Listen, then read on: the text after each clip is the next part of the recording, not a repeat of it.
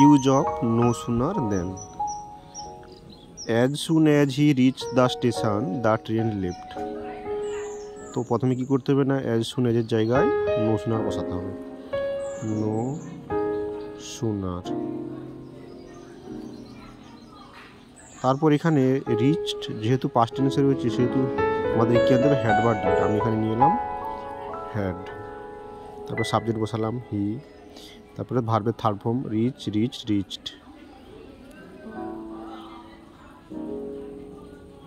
The station.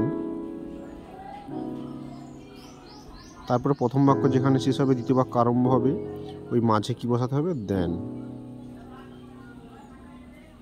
The train left.